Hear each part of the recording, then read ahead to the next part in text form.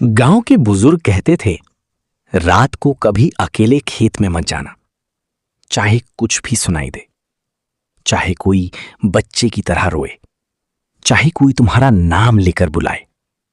रमेश गया, क्योंकि आवाज उसकी मां जैसी थी।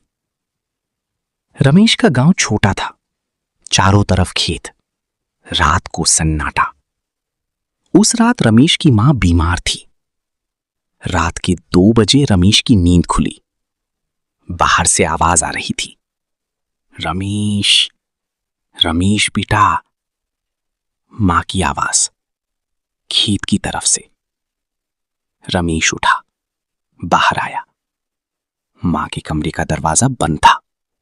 अंदर से खर्राटे आ रही थी। मां सो रही थी, तो फिर आवाज कहां से आ रही थी? रमेश, आजा बेटा। रमेश के पैर खेत की तरफ बढ़ गए। खेत में घुसते ही हवा बंद हो गई। झींगुर चुप हो गए।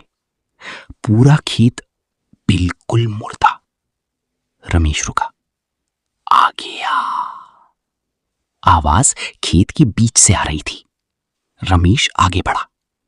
फसल के बीच एक औरत खड़ी थी, सफेद कपड़े, झुकी हुई। मां, रमेश ने पुकारा। औरत ने सिर उठाया।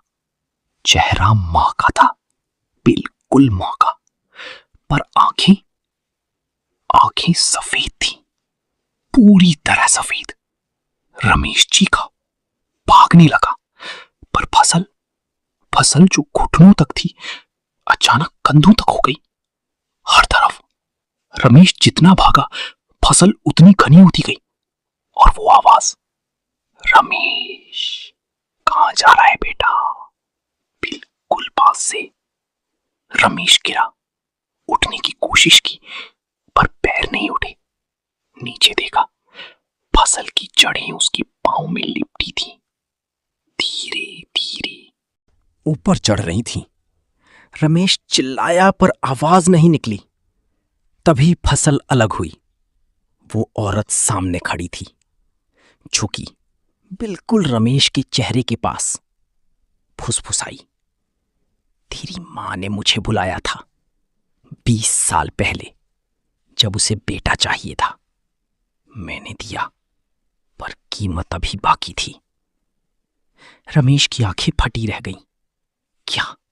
क्या कीमत? औरत मुस्कुराई। तू।